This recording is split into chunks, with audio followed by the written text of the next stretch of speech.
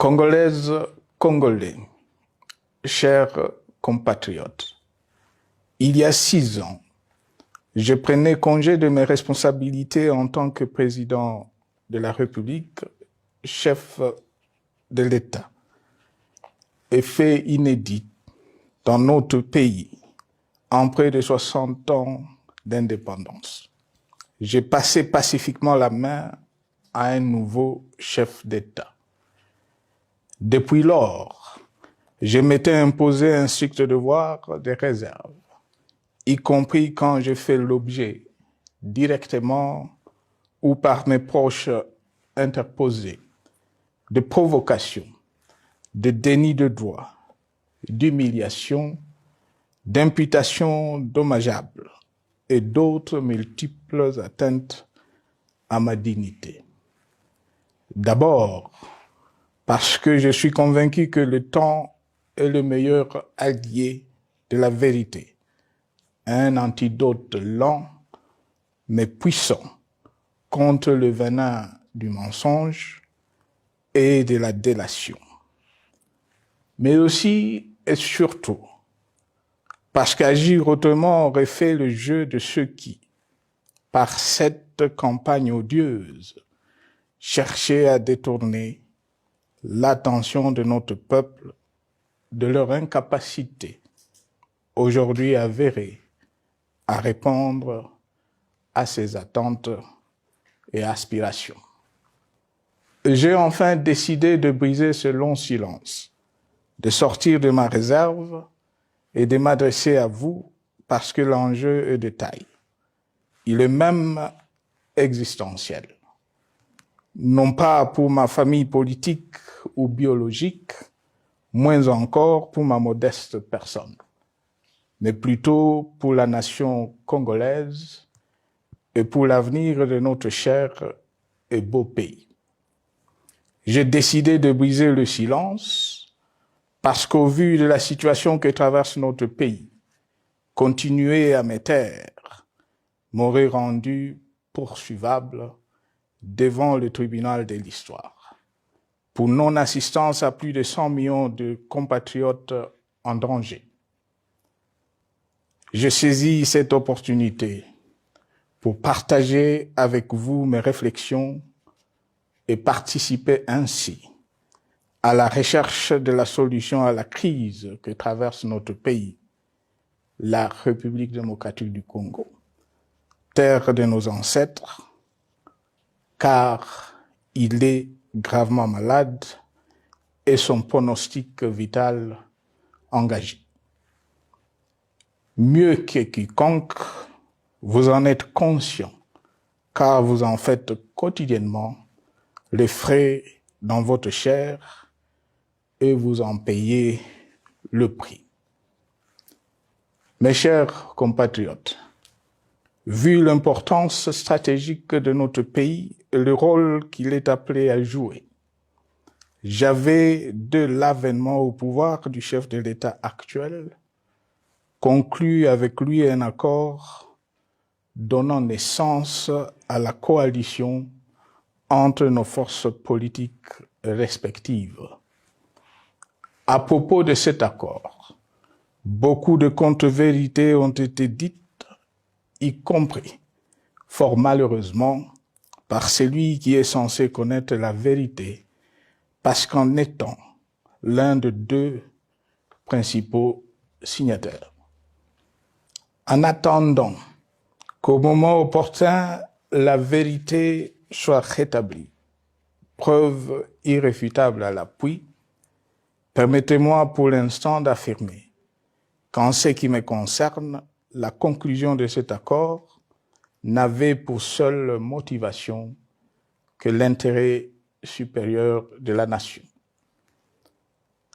Par cet accord de mutualisation de forces, j'entendais en effet permettre à mon successeur d'exercer dans la direction des affaires de l'État plus de pouvoir effectif que ce que la faible représentation de sa famille politique au sein de la nouvelle Assemblée nationale était en droit de lui conférer.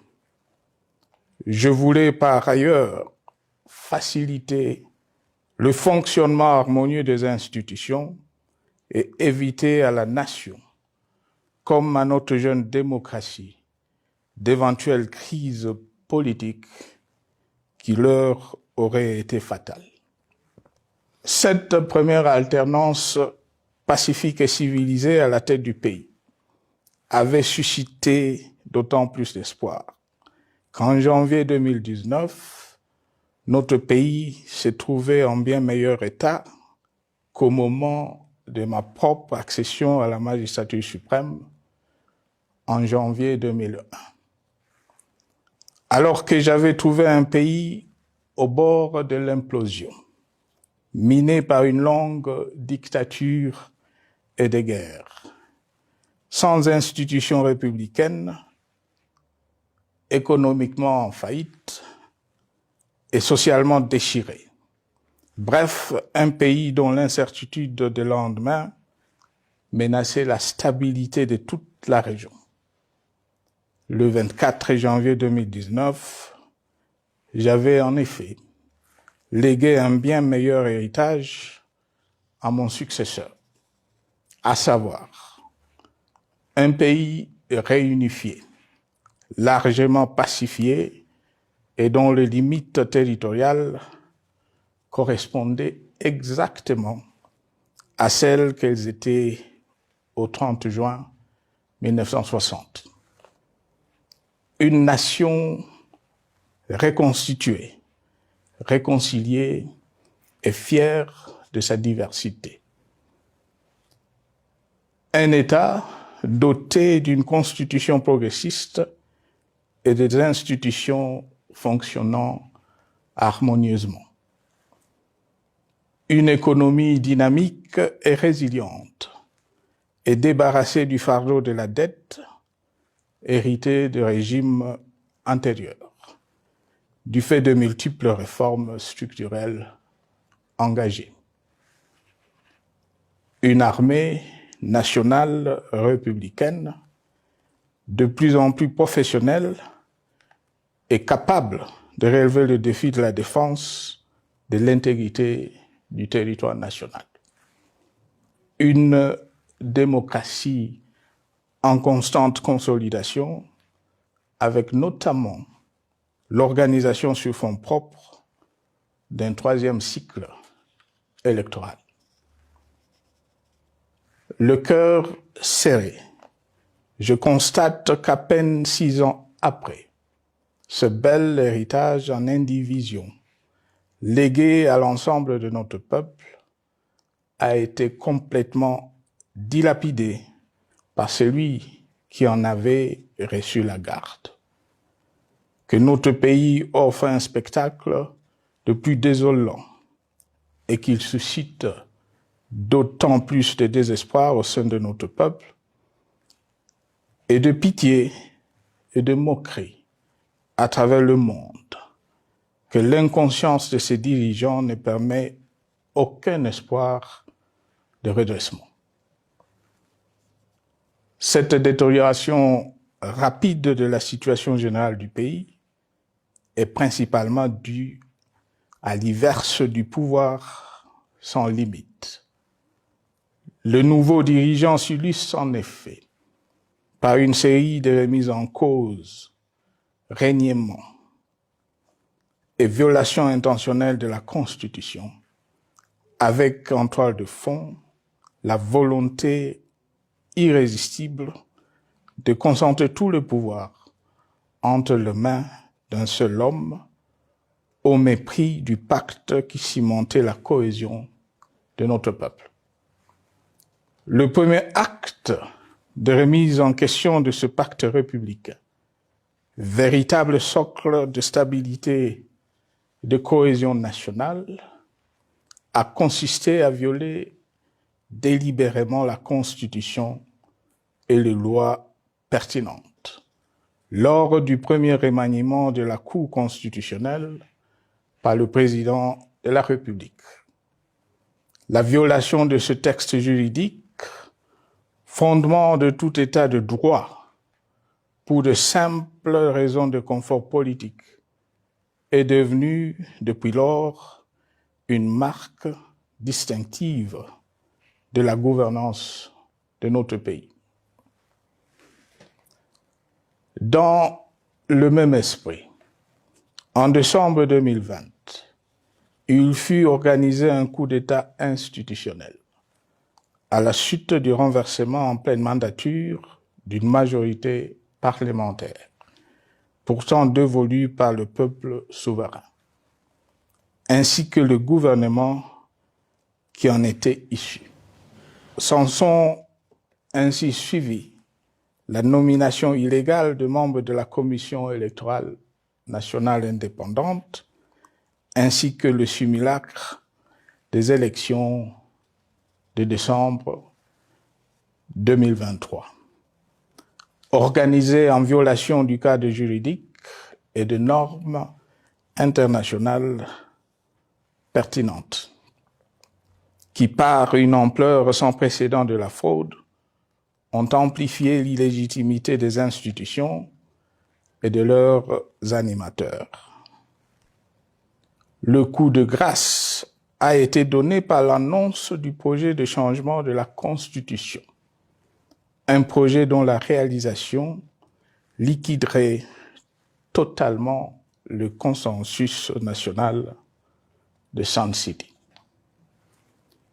Les conséquences négatives de cette gouvernance non orthodoxe sont pour le moins stupéfiantes.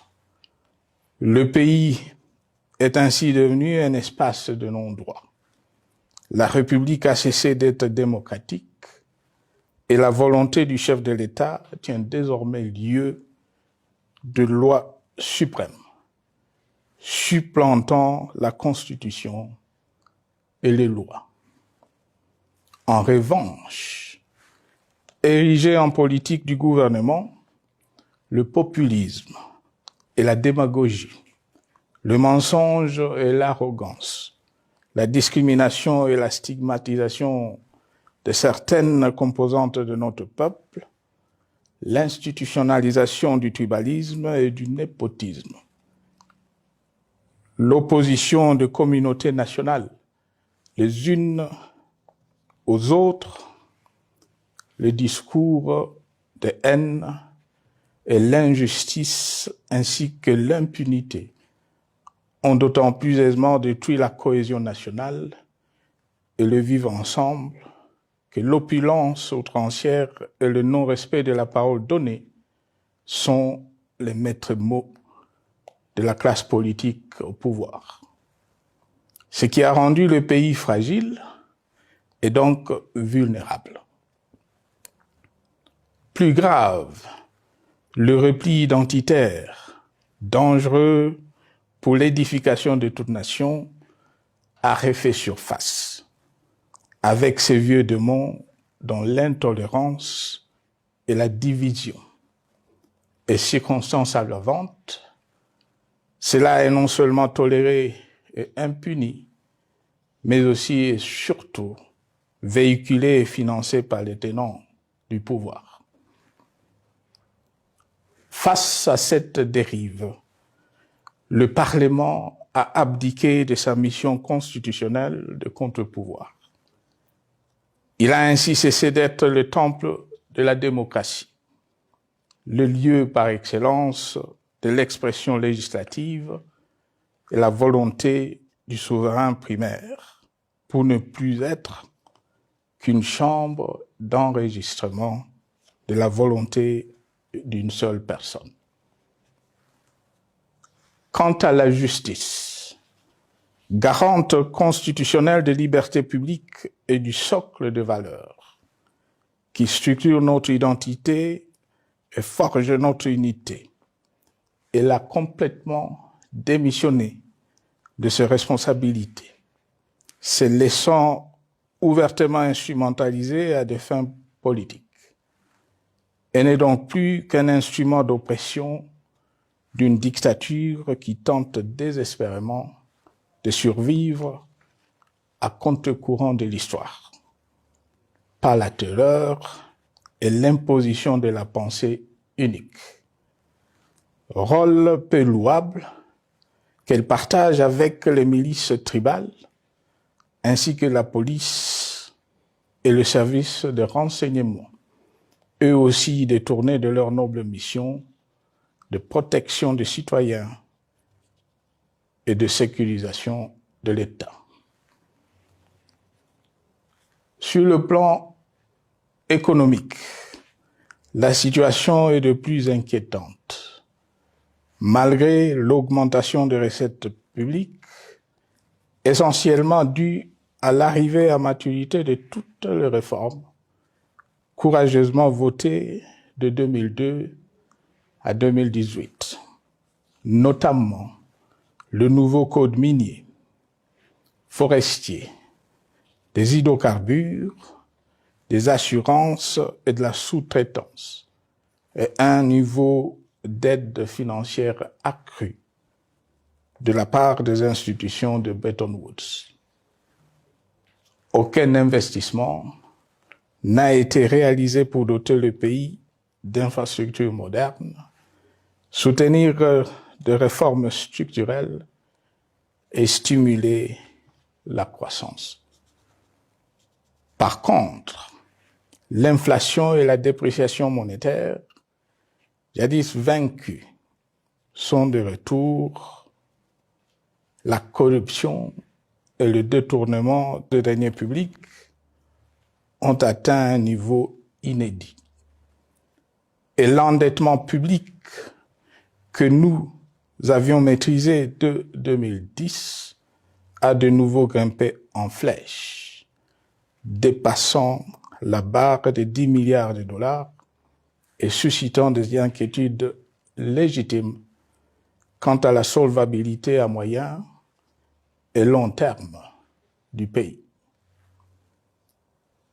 Les conséquences sur le plan social sont aussi dramatiques.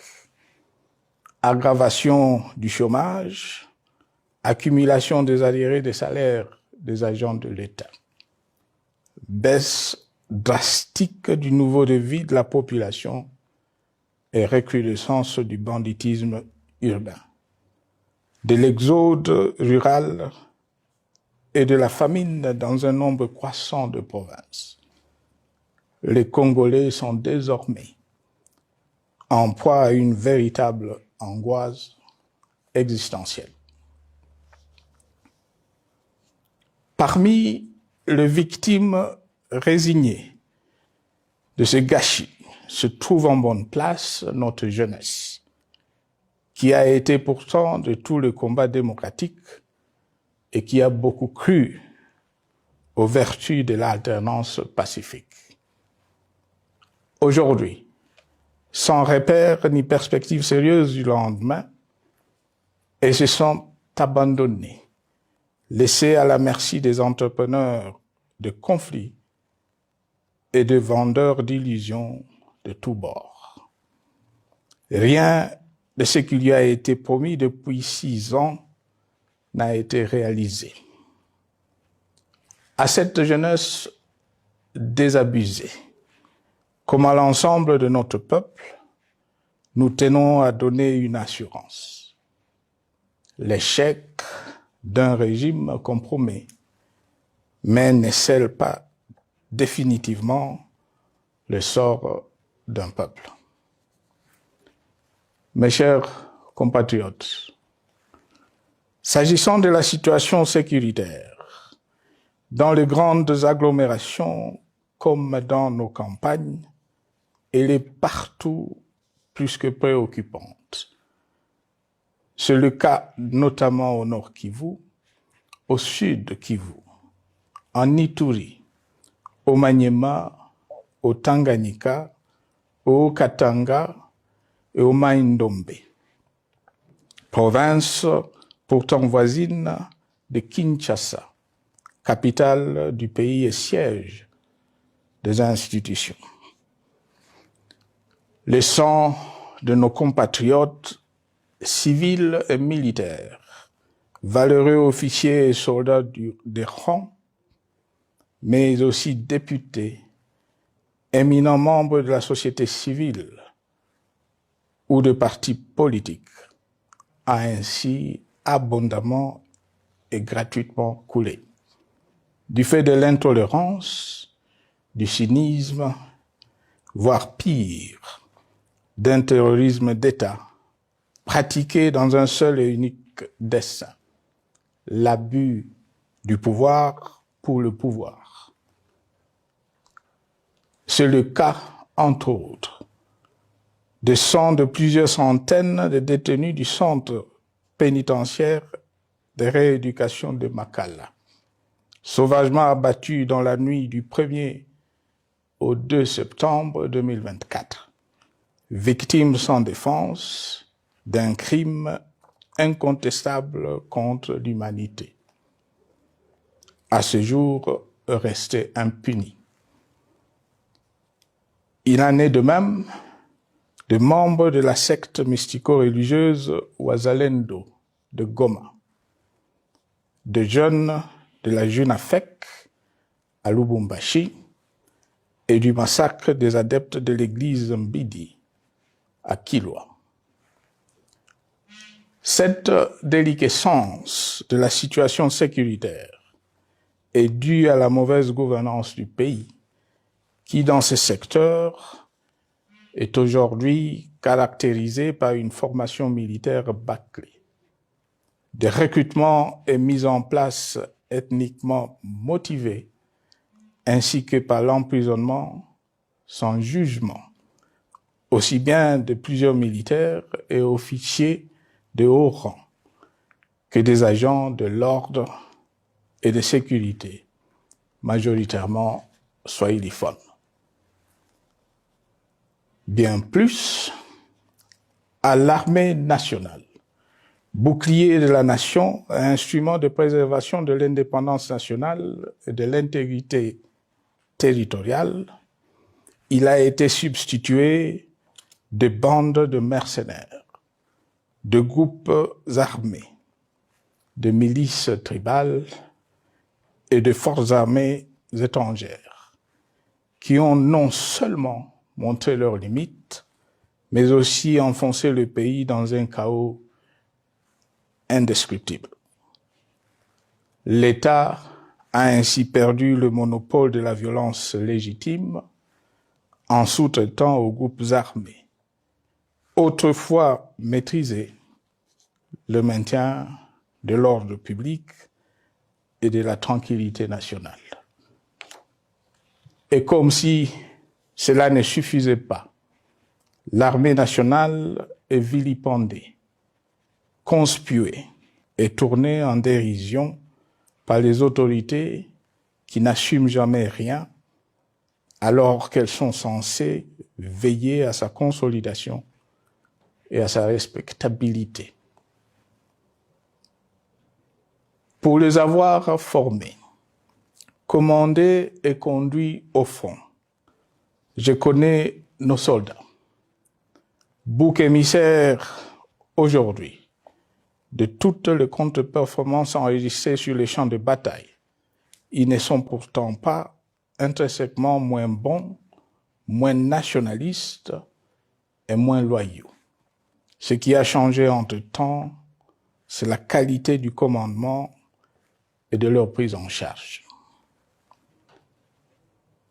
Au niveau régional, le gouvernement a levé l'option désastreuse de se détourner de deux principaux instruments internationaux qui étaient à la base de l'architecture régionale de paix et de sécurité, laquelle avait permis la stabilité régionale que le président actuel avait trouvée lors de son accession au pouvoir, à savoir le pacte sur la sécurité, la stabilité et le développement dans la région de Grand Lac et l'accord cadre pour la paix, la sécurité et la coopération pour la République démocratique du Congo et la région.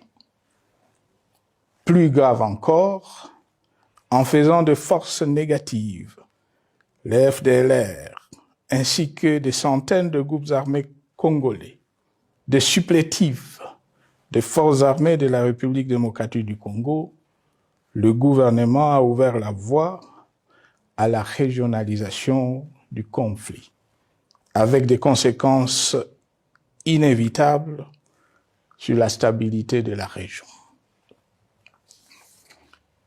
Mes chers compatriotes, alors que sur le plan institutionnel, politique, économique et social, les fondamentaux avaient été établis et que le pays avait été placé sur la rampe de lancement, prêt à décoller.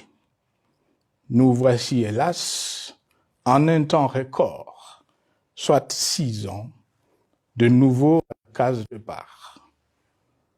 Seul d'un État failli, divisé, désintégré, au bord de l'implosion, inscrit en bonne place au palmarès de pays pauvres, le plus corrompu et très endetté.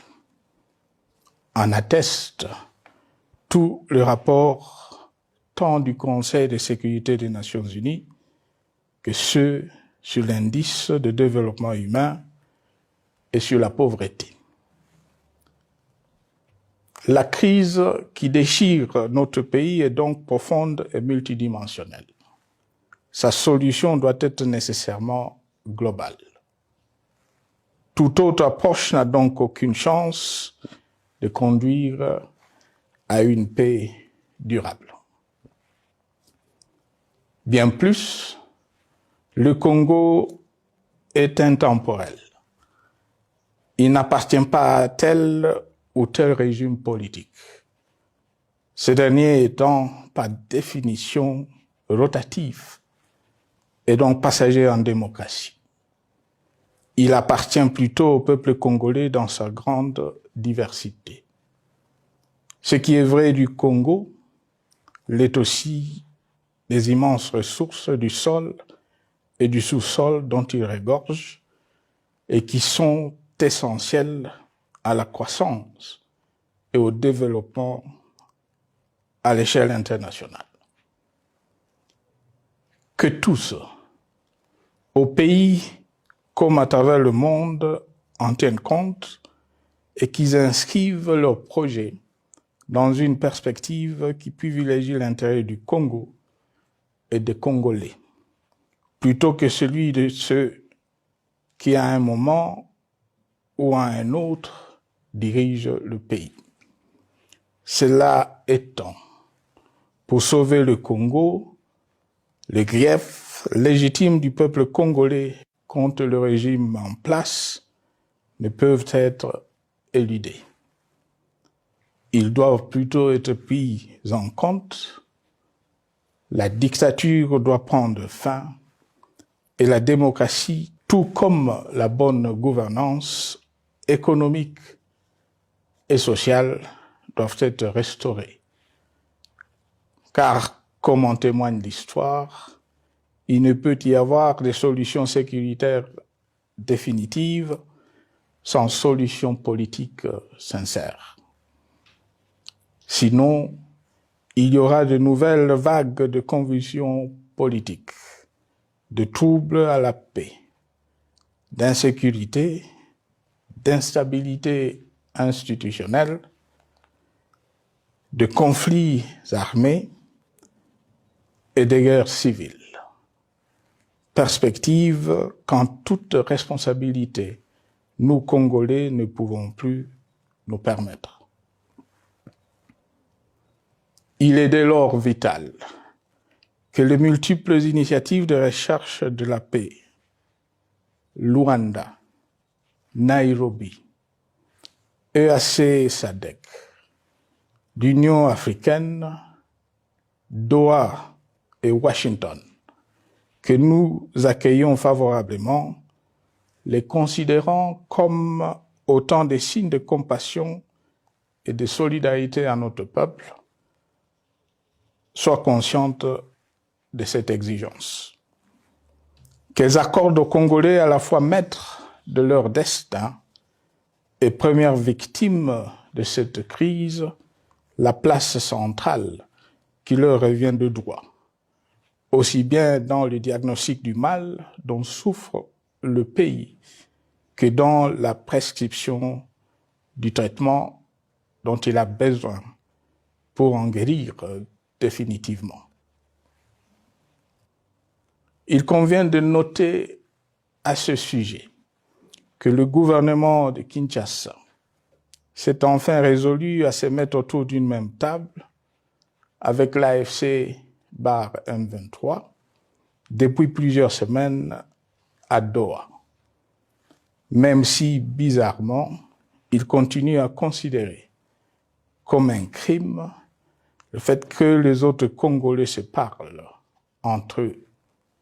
C'est le lieu pour moi de saluer la démarche des évêques de la CENCO et de l'ECC, qui a le mérite de n'exclure du débat aucun sujet, ni aucun de nos compatriotes. Sans être parfaite, cette initiative conjointe des Églises mérite le soutien et, si nécessaire, des enrichissements de la part de notre peuple. Mes chers compatriotes, une fois n'étant pas coutume, il convient de dénoncer la falsification de l'histoire par ceux dont le jeu pervers dans l'opposition naguère, comme aujourd'hui au pouvoir, a consisté et consiste encore à calomnier, à diffamer, à diaboliser et à diviser pour gagner et régner, à se défausser sur les autres pour justifier leur contre-performance, quelles qu'en soient les conséquences sur la cohésion nationale ou en termes de vies humaines injustement brisées ou perdues. Une preuve, s'il en fallait encore, vient de nous en être donnée une fois de plus. Il y a quelques jours, en effet, suite à une simple rumeur de la rue ou des réseaux sociaux sur ma prétendue présence à Goma, où je veux me rendre dans les prochains jours, comme annoncé par ailleurs, le régime en place à Kinshasa a pris des décisions arbitraires, avec une légèreté déconcertante qui témoigne du recul spectaculaire de la démocratie. Mieux que quiconque, vous savez que pour moi, le Congo est la priorité absolue, que sa souveraineté et son intégrité territoriale ne sont pas négociables, que mon engagement pour la démocratie, la cohésion nationale, la paix et la stabilité n'est pas un slogan creux, et que le respect de la Constitution et des lois du pays, autant que celui de la parole donnée, sont sacrés. Militaire, j'ai juré de défendre la patrie jusqu'au sacrifice suprême. Hier au pouvoir, aujourd'hui en dehors du pouvoir, je demeure plus que jamais fidèle à ce serment. En ce moment où le pays est de nouveau divisé, appelé par le destin, j'ai le devoir d'œuvrer à la recherche de la paix et de contribuer à la reconstruction de notre pays qui se meurt. C'est dans cet esprit que j'ai choisi ce moment pour exprimer ma sympathie à l'endroit de toutes les victimes du conflit en cours, de réconforter et marquer ma solidarité avec la population de la partie orientale. Vous, qui êtes abandonnés par le pouvoir central, qui semble avoir pris le parti de vous punir, entre autres, en déconnectant les institutions financières du réseau bancaire national et en restreignant le mouvement de personnes et de biens. Ces décisions et bien d'autres vous asphyxient et rendent votre vie plus précaire que jamais. J'en appelle aux uns et aux autres, en particulier au gouvernement, d'humaniser les conditions de vie de nos compatriotes de cette partie du territoire national. Ils ont droit à la vie, à la scolarisation de leurs enfants et aux autres conditions du bien-être. En entendant le rétablissement de l'autorité de l'État sur toute l'étendue du territoire national, j'invite les tenants du pouvoir à protéger la population. De même, l'armée, la justice, les autres structures en charge de l'ordre et de la sécurité doivent être véritablement au service de la population et répondre à ses aspirations. Mes chers compatriotes, de par mon expérience dans des situations similaires, le patriotisme et l'humanisme ont guidé le processus de règlement de conflits et ont porté de fruits dans le passé, aussi bien sur les champs de bataille que sur celui des négociations ou du dialogue. Notre pays avait été divisé de quasi-moitié pendant quelques années. La sagesse avait alors prévalu. Nous avions recollé le morceau et le pays a survécu dans son unité. C'est ainsi qu'après quelques années de réflexion sur la crise en cours, après avoir consulté des chefs d'État et des anciens chefs d'État de la région, ainsi que des acteurs politiques et sociaux, nationaux et étrangers, j'ai fait ce jour une proposition qui engage la nation tout entière à un sursaut patriotique pour un pacte citoyen afin de tirer le pays du gouffre. Le travail hardi qui s'impose à nous portera notamment sur les 12 points suivants. 1. Mettre fin à la dictature, mieux à la tyrannie. 2. Arrêter la guerre. 3.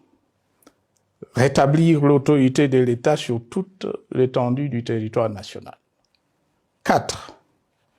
Restaurer la démocratie en revenant aux fondamentaux d'un véritable État de droit. 5. Rétablir les libertés fondamentales. 6.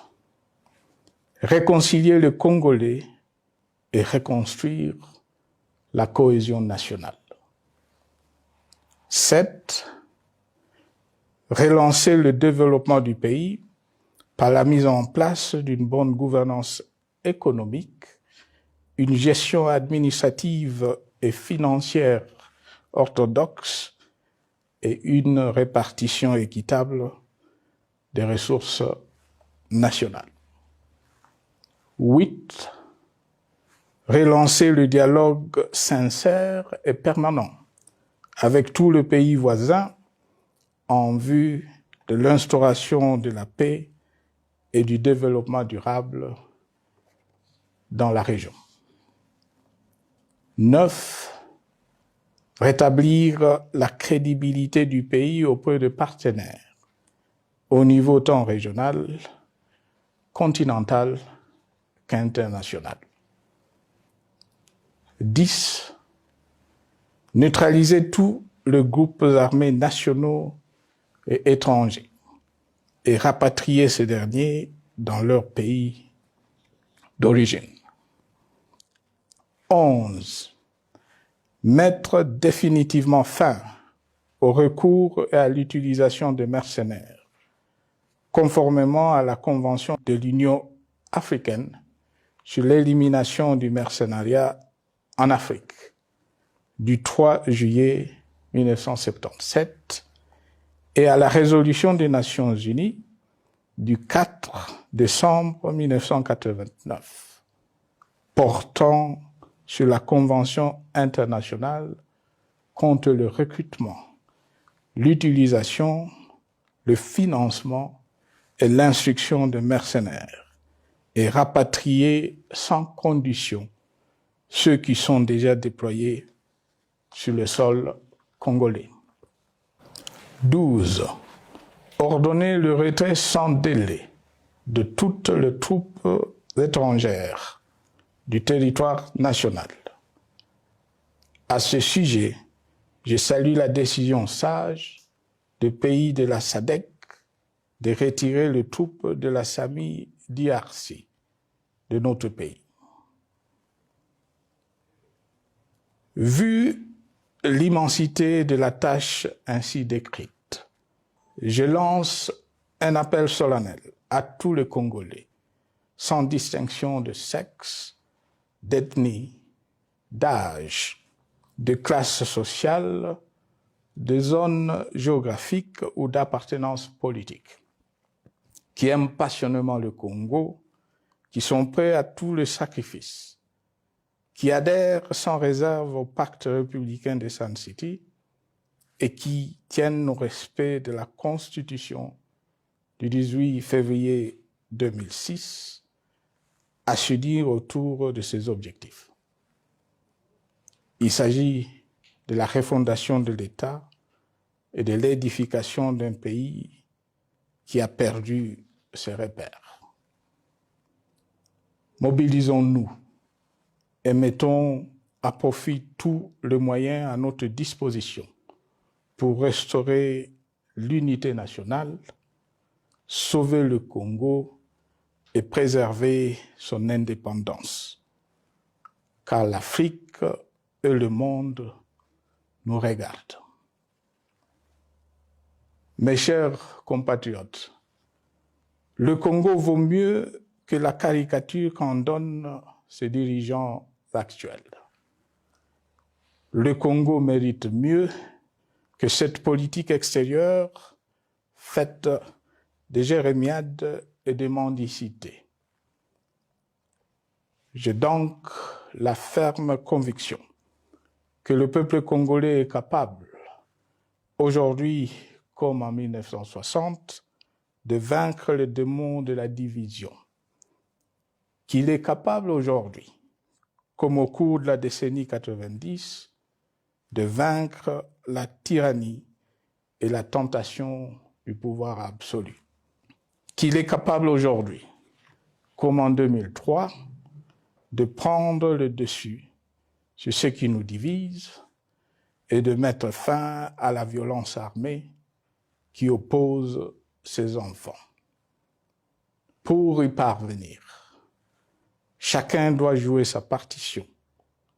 Je m'engage à jouer la mienne. Que Dieu bénisse la République démocratique du Congo, qu'il bénisse individuellement chacun de vous. Je vous remercie.